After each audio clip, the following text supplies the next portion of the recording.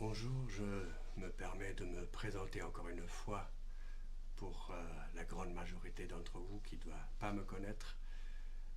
Je m'appelle Fred Fliège, je suis psychologue et auteur, qualifié maître de conférences en psychologie clinique et je suis cofondateur de l'association SOS Psy. Cette communication s'inscrit dans la série de conférences que j'ai préparées à la demande de mes patients et de mes collègues sur SOS Psy et sur la psychanalyse hors les murs. Il me semble utile de rappeler ici brièvement l'historique de SOS Psy. Suite à la vague d'attentats qui a frappé la capitale française en 1995, j'ai mis sur pied avec quelques collègues une cellule de crise afin de porter secours aux victimes. En marge de nos interventions, nous avons constaté l'émergence inquiétante d'une détresse morale dont l'ampleur dépassait les prévisions les plus alarmistes et qui s'étendait à toutes les couches de la population. Face à la prolifération exponentielle de la dépression et des suicides, mais aussi de nouvelles pathologies telles les états limites, et devant le désistement et la passivité des autorités sanitaires, nous avons décidé de fonder l'association SOS Psy en 1998. Enfin, cet exposé, qui constitue la suite logique de mon intervention de la semaine dernière, relate notamment les avancées récentes de mes recherches sur les déterminants inconscients de la marginalité sociale. À partir de ma pratique clinique, je me suis proposé d'instruire plus avant la question du lien entre les phénomènes respectifs de la marginalisation sociale et des manifestations psychopathologiques. Or, ce travail, visant à repérer les mécanismes psychiques à l'œuvre dans la marginalisation sociale, se situe à cheval entre l'enquête sociologique et l'investigation psychanalytique. Alors, parlons d'abord de la marginalité subie. Les processus d'exclusion sociale à l'œuvre dans la plupart des sociétés semblent s'accompagner fréquemment de souffrances psychiques, particulièrement dans notre ère postmoderne, caractérisée par l'insécurité sociale, de la peur de l'autre et des alliances communautaires. Indépendamment des dispositifs d'assistance, ces mécanismes maintiennent à l'écart de la société les membres de certaines catégories sociales bien circonscrites, SDF, sans emploi, handicapés mentaux, etc. Ceux-ci sont souvent contraints à adopter l'une des alternatives suivantes: batailler durement dans l'espoir incertain d'accéder un jour au statut de travailleur consommateur, ou survivre grâce à l'aide sociale, sous un régime donc de dépendance, subsister grâce à la débrouille au risque de s'y perdre.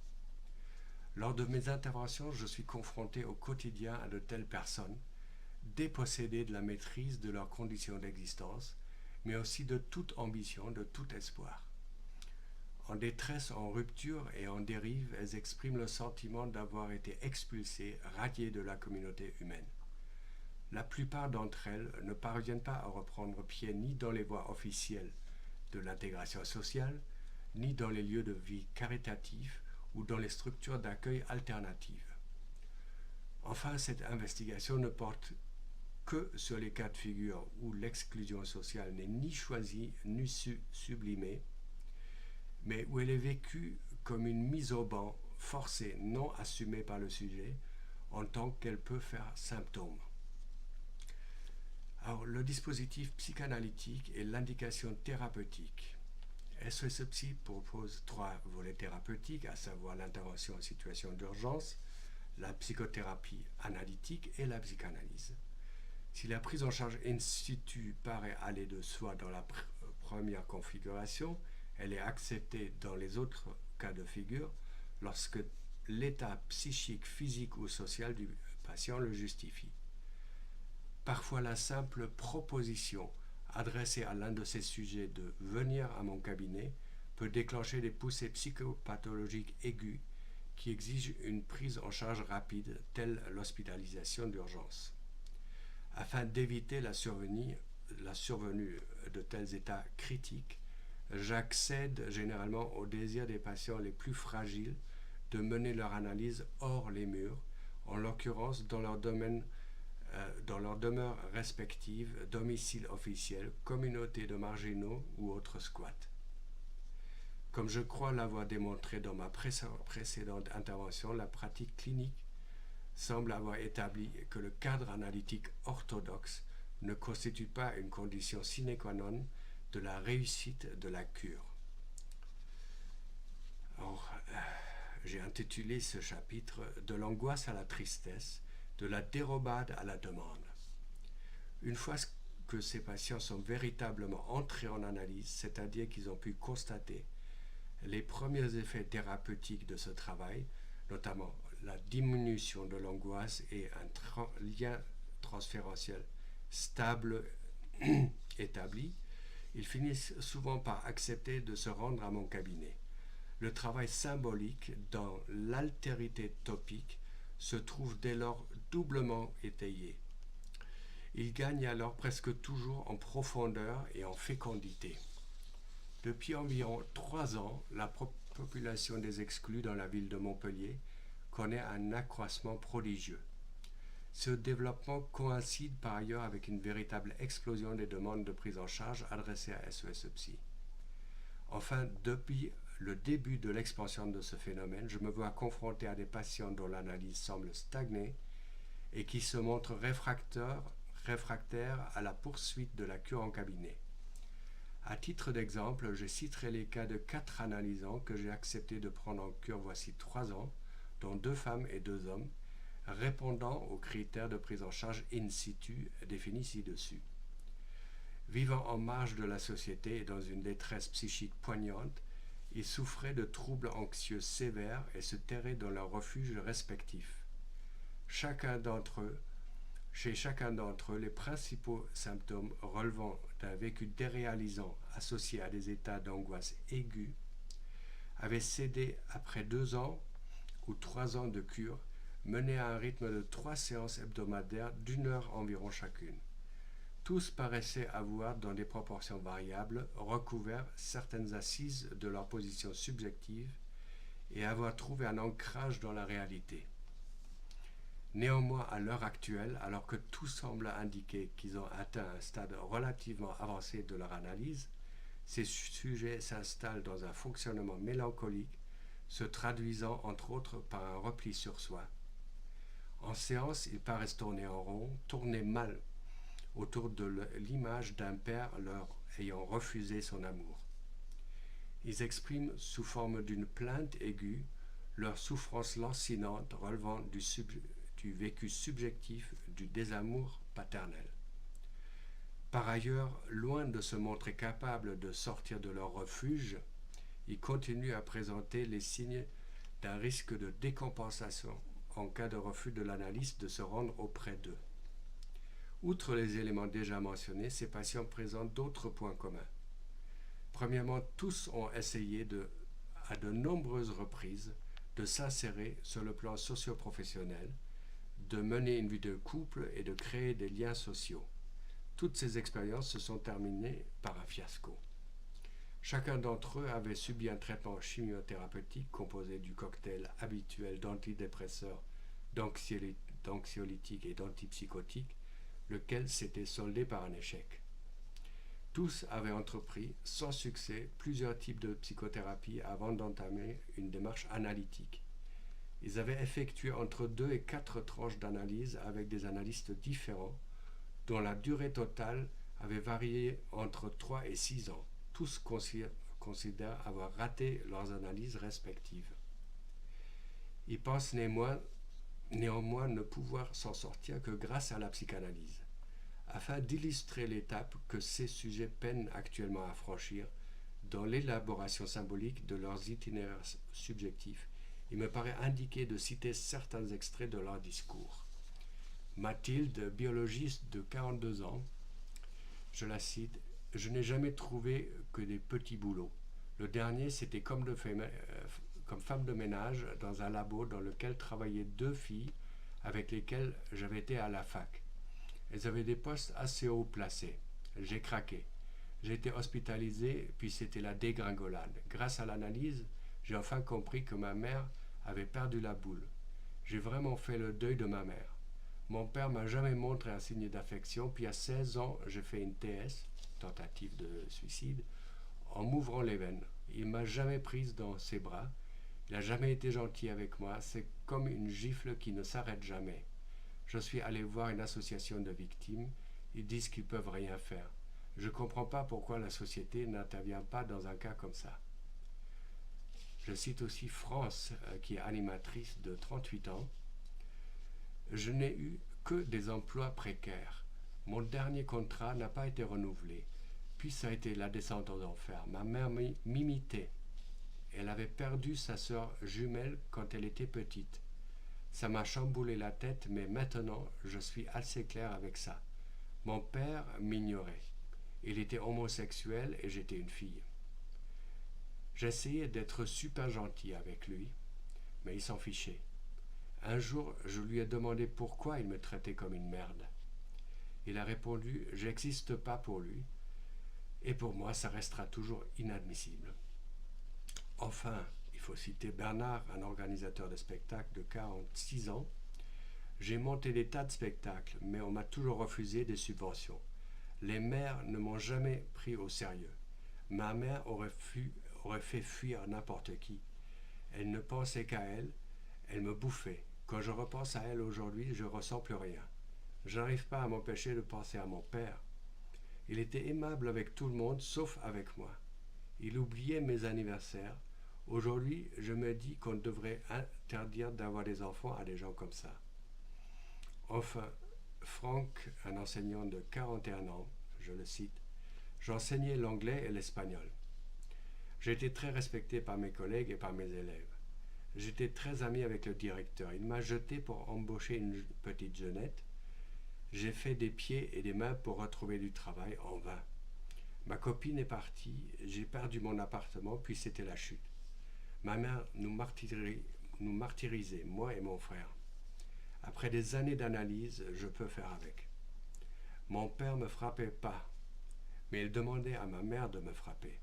Il racontait même des salades pour qu'elle me frappe. J'ai même pas le droit de porter plainte contre lui. Il m'a jamais montré une once d'amour. Quand je lui parlais, il regardait ailleurs. J'ai fini par douter de moi-même. Je faisais ce qu'il me demandait, mais ça comptait pour du beurre. Je voudrais le frapper pour l'obliger à s'expliquer. Je comprendrais s'il avait été capable d'aimer, mais il a montré qu'il le pouvait avec Greg, le frère cadet du patient. Mon équipe de foot a gagné un championnat. Je voulais lui raconter mes exploits. Chaque fois que je commençais à parler, il partait. J'y pense jour et nuit, ça me mine. Je ne mange presque plus, je pense au suicide.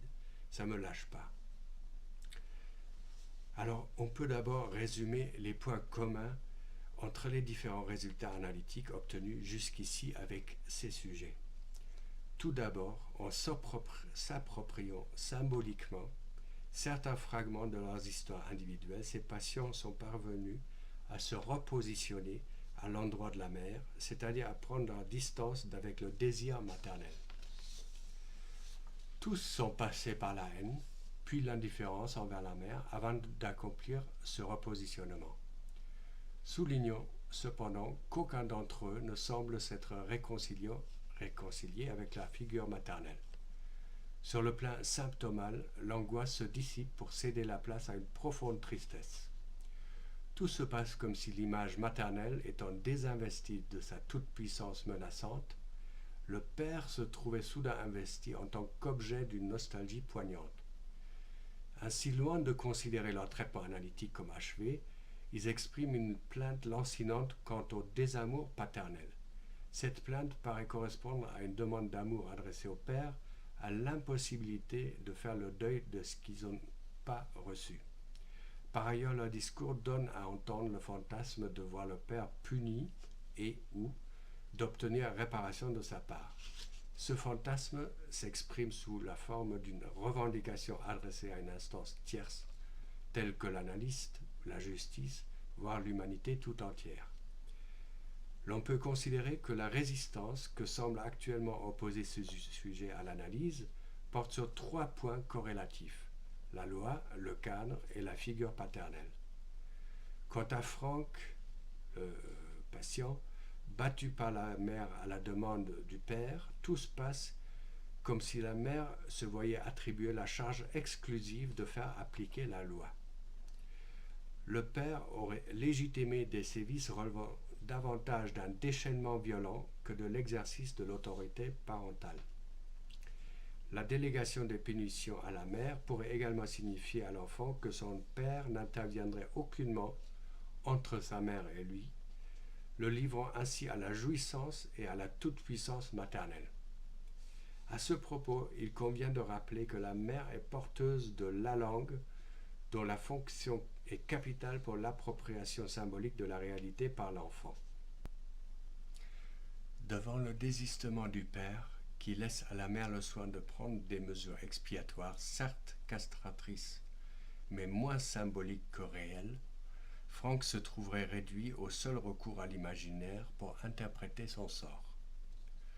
Le statut imaginaire de la dette à l'endroit du père rendrait infiniment débiteur le sujet, qui attendrait sans cesse une fin de peine que seul un acte symbolique du père aurait pu lui signifier. La marginalité est ici l'expression d'un symptôme de destinée. À ce propos, je voudrais revenir à une relecture freudienne du destin. Le père de la psychanalyse propose au moins 3 différentes grilles de lecture pour aborder les phénomènes pathologiques de destinée.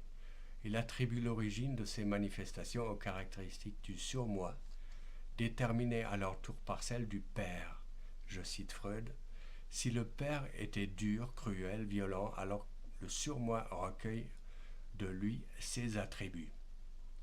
Par ailleurs, un surmoi sadique, susceptible de provoquer l'échec du refoulement, serait à même de déclencher une reviviscence de mécanismes archaïques dont le masochisme, la passivité et la féminisation du moi. » Je cite Freud, dans sa relation, donc celle du surmoi, avec le moi, la passivité qui précisément devait être refoulée s'établit de nouveau. Le surmoi est devenu sadique, le moi devient masochiste, c'est-à-dire au fond féminin passif. Dans tous les cas, Freud situe le fondement surmoïque de ces symptômes dans la perception du père par le sujet. Si le père était dur, etc., Freud fait également allusion au caractère démoniaque, entre guillemets, que paraissent présenter certaines existences truffées de revers et de fiascos. Ainsi, il constate que certaines personnes ne montrant par ailleurs aucun symptôme névrotique donnent l'impression d'un destin qui les poursuit d'une orientation démoniaque de leur existence. L'idée véhiculée par ce vocable du grec daimon, Dieu, déesse, plus tard divinité inférieure, fait référence à une force supra-humaine, laquelle n'est pas sans évoquer la dimension d'un surmoi féroce, non intégré dans le moi. Or, la symptomatologie que je tente d'instruire ici paraît d'abord porter sur l'échec personnel et professionnel du sujet, sur son incapacité à tisser des liens sociaux, voire sur sa propension à éviter ceux, par exemple les psychanalystes, exerçant habituellement en cabinet, qui pourraient lui permettre de prendre ses distances d'avec ce qui le fige dans son naufrage. On peut d'ores et déjà envisager une certaine analogie entre le phénomène décrit par Freud et la marginalisation sociale dont font l'objet les patients participant à cette enquête. Dans cette hypothèse, le destin, ici l'exclusion sociale en tant que symptôme, ne serait donc pas différent de la compulsion de répétition des névrosés. Sur le plan de la causalité psychique, un tel destin serait alors pour la plus grande part préparé par le sujet lui-même et déterminé par des influences de la petite enfance. D'ailleurs, Freud suggère l'existence d'une corrélation entre la compulsion de répétition et les effets autodestructeurs de l'attitude subjective sous-jacente aux pathologies de destinée. Enfin, il me paraît essentiel de pointer le génie audacieux de Freud lorsqu'il envisage un système d'équivalence entre le fonctionnement psychique et le versant événementiel de l'existence. Tout d'abord, il avance que la signification subjective d'une punition équivaut à celle de la castration.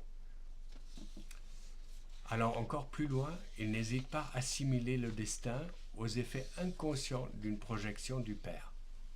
Le destin lui-même n'est en définitive qu'une projection ultérieure du père, dit-il. Enfin, il élargit sa conception du destin en affirmant que le sort est un substitut de l'instance parentale. Si certaines de ces assertions peuvent nous paraître proprement vertigineuses, elles représentent surtout l'aboutissement d'une réflexion ingénieuse sur la nature même du symptôme, ainsi que sur le statut symptomal du destin et sur la place de l'instance parentale, et notamment celle du père à l'égard de l'existence. Alors, je voudrais vous entretenir également sur la marginalité sociale et la figure maternelle.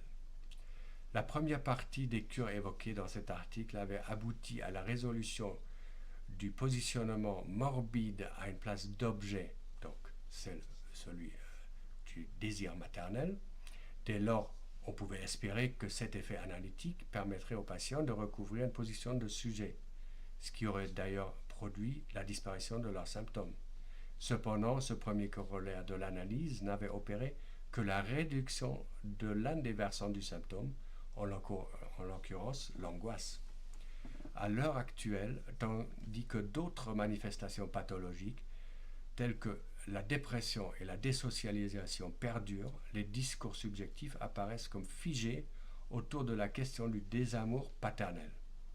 Par conséquent, on peut envisager l'éventualité d'un lien causal et ou structurel entre d'une part cette destinée hors du monde et de l'autre côté l'éprouvé subjectif du défaut d'amour et de reconnaissance par le père.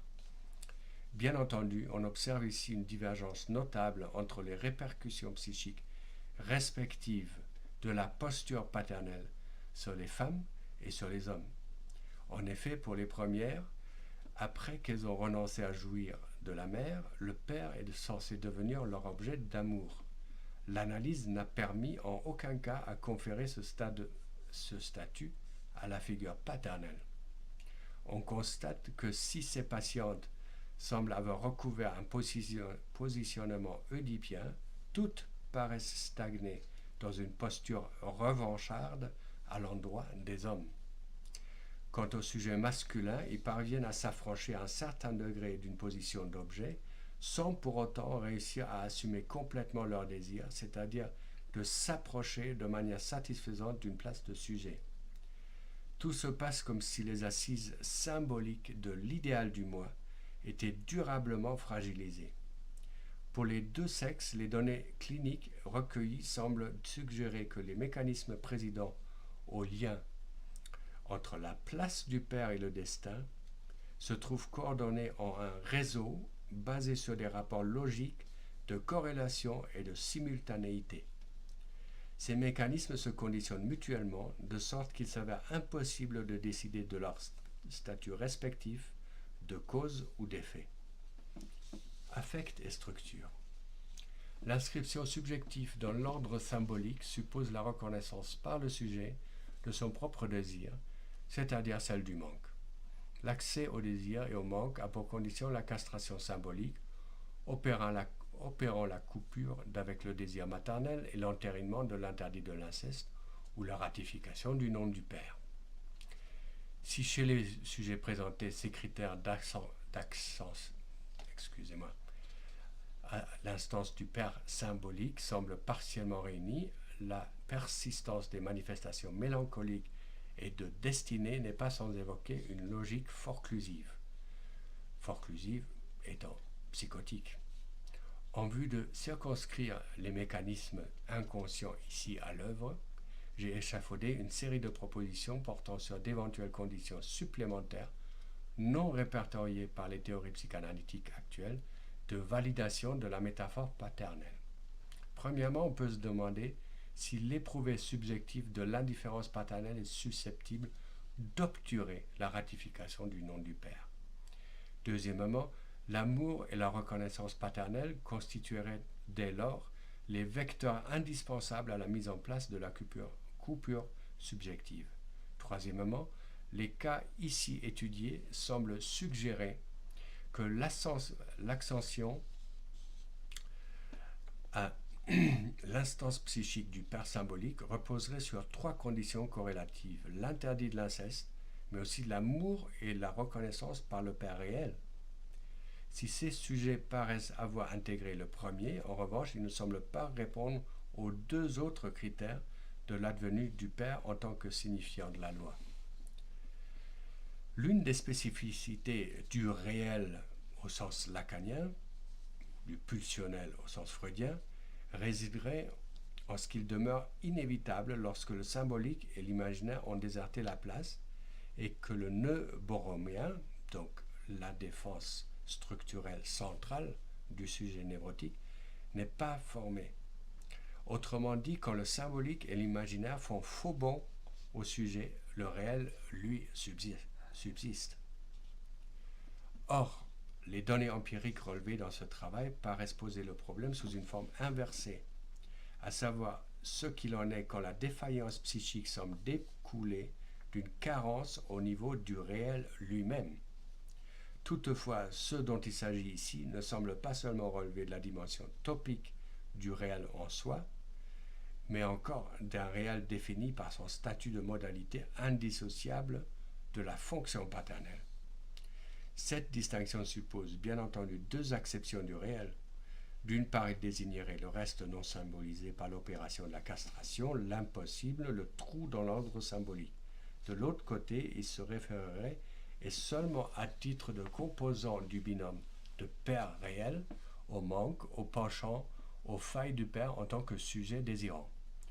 On sait le rapport structural qui relie les fonctions respectives du père réel et du père symbolique, impliquant un recouvrement partiellement entre leurs places respectives. En effet, l'interdit confère au sujet sa position sexuée pour la seule raison que le père possède la mère. En d'autres termes, ce n'est qu'en sa qualité d'objet du désir maternel que le père occupe à la fois les positions symboliques et réelles pour l'enfant. Or, au vu des données cliniques citées plus haut, il me paraît impossible de faire l'impasse sur l'existence éventuelle de conditions supplémentaires en ce qui concerne le statut métapsychologique du père réel. De plus, les cas ici exposés semblent illustrer la manière dont la désaffection paternelle peut obturer non seulement l'advenue de la fonction du père réel, mais aussi celle du père symbolique. Dans une optique spéculative, on peut se demander ce qui serait advenu du petit Hans si son père, en sus de se montrer manquant dans l'exercice de sa fonction par rapport à la mère, avait montré à l'endroit de l'enfant du dédain ou de l'indifférence. Car l'instance paternelle implique également une forme de pacification. Il ne suffit pas d'interdire la jouissance à la mère. Encore faut-il instaurer des règles de manière à ce que l'enfant puisse accéder à un autre mode de jouissance. Enfin, offrir une protection. Je me suis permis de citer le petit Hans, car c'était l'un des cas les plus célèbres qui a été examiné par Freud. Si jamais chez ce petit garçon on avait montré que la défaillance du père réel avait aussi escamoté la fonction du père imaginaire, ce garçon aurait certainement réuni toutes les conditions pour devenir psychotique. La défaillance du père réel est susceptible d'escamoter la possibilité de transmettre un idéal. Par ailleurs, on sait l'importance de l'idéal du père dans la formation de l'idéal du moi. Alors, pour rappeler, l'idéal du moi est de nature symbolique, contrairement au moi idéal, qui est imaginaire et qui est l'instance psychique issue du besoin de plaire à la mère. L'idéal du père représente l'instance qui se fonde sur l'intériorisation du signifiant de la loi, dit Jacques Lacan, c'est-à-dire du nom même du père, laquelle intériorisation génère un manque d'où part tout le mouvement de l'idéalisation à l'onde de laquelle se mesure le sujet. Avec l'idéal du père s'ouvre la perspective de l'idéal du moi. Et si l'idéal du père procède du nom du père lui-même, il convient de se souvenir des circonstances dans lesquelles le nom du père intervient pour appliquer les effets de la castration. C'est là un cas sans doute où l'autorité de la loi réside dans un signifiant même et non pas dans la personne qui le porte. Ce qui n'empêche pas que cette dernière a à assumer l'autorité que lui donne le nom, lequel nom produit à son tour, de par son efficience chez la mère, des effets tels que le sujet se trouve lié à son père réel par des liens de dette, je cite Lacan, où réside la castration symbolique.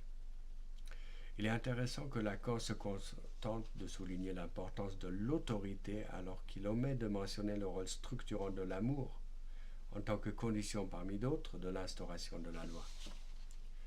Interdire à l'enfant la jouissance qu'il pourrait tirer de la relation fusionnelle ou incestueuse à la mère, sans tenir compte de son désir à lui, sans lui témoigner la tendresse la plus élémentaire, cela pourrait bien revenir à lui refuser la protection paternelle. La désaffection paternelle sera alors susceptible d'actualiser une détresse archaïque, un sentiment de désaide, Hilflosigkeit disait Freud, de désaide originaire correspondant à un vécu d'abandon et ouvrant la voie à l'angoisse et à la mélancolie. Les pères des sujets ici évoqués semblent s'être montrés défaillants, sinon sur le versant castrateur de leur fonction, du moins sur son versant protecteur, supposant la ratification subjective de l'amour paternel. Mon expérience clinique avec les sujets marginaux dont j'ai pris en charge près de 300 depuis 15 ans tend à établir que c'est précisément cet aspect de la fonction paternelle qui leur fait défaut. En même temps, c'est ce versant-là de la dite fonction qui s'avère le plus délicat à recouvrer au cours du travail analytique. Toutefois, il convient de s'interroger ici sur le statut métapsychologique du vécu subjectif d'une désaffection paternelle, à savoir s'il relève du seul niveau manifeste ou symptomal, ou plutôt de celui latent d'une défaillance structurelle. Or, plusieurs observations tendent à corroborer l'hypothèse selon laquelle l'éprouvé subjectif de l'attitude paternelle pourrait prendre une valeur topique. Sur le plan symptomal, l'écrasante majorité des sujets dont la marginalisation s'accompagne de souffrances psychiques présentent des troubles d'allure mélancolique. On constate chez ces sujets, avec une constance frappante, une sorte de capitulation définitive face à l'existence, une stase dans une position d'abandon. De plus, on note la récurrence de manifestations morbides de destinée, se traduisant par les expériences indéfiniment réitérées de rejet par autrui, ainsi que l'incapacité chronique de nouer des liens sociaux. À un moment avancé de l'analyse, tout se passe comme si ce sujet refusait de vivre, comme s'il se laissait tomber. Toutefois, au-delà de la démission apparente, il semble former le vœu d'une double réparation, portant d'une part sur l'advenu et ou le retour de l'amour paternel, et de l'autre côté sur une punition du père défaillant. Dans une première phase d'écure, j'avais tendance à attribuer à ces doléances le statut d'une plainte névrotique, par ailleurs adressée autant à l'analyste qu'à l'autre social. Elle représente toujours un appel au père.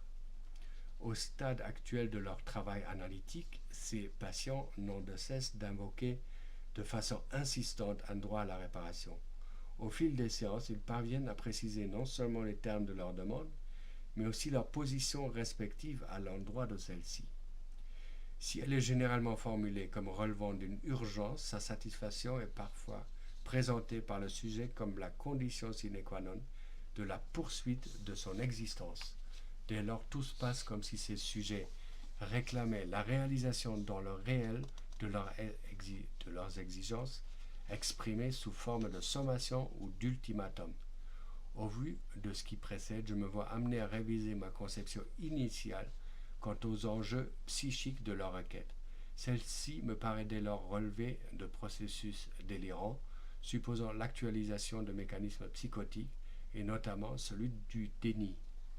À défaut d'éléments nouveaux me permettant de déterminer avec plus de certitude Le statut psychique de ces exigences est échafaudé l'hypothèse provisoire d'un phénomène conjoncturel lié à un positionnement subjectif hybride et ou aux exigences d'une étape analytique particulièrement ardue.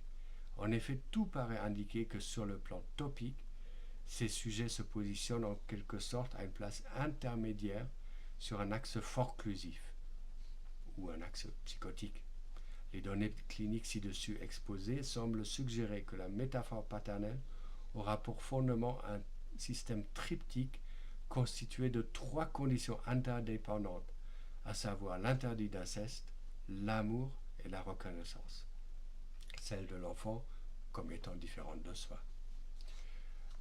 Reconnaissance en tant que sujet. Soit dit en passant, l'absence de mention des 2 dernières dans la littérature scientifique m'apparaît comme d'autant plus étonnante que ma clinique quotidienne de la marginalité illustre les ravages drastiques et omniprésents de leur carence. On peut avancer la conclusion suivante. Donc, pour reprendre la conclusion, j'ai tenté d'instruire dans cette communication le lien éventuel entre la marginalisation sociale, les symptômes de destinée d'allure mélancolique et l'éprouvé subjectif du désamour paternel.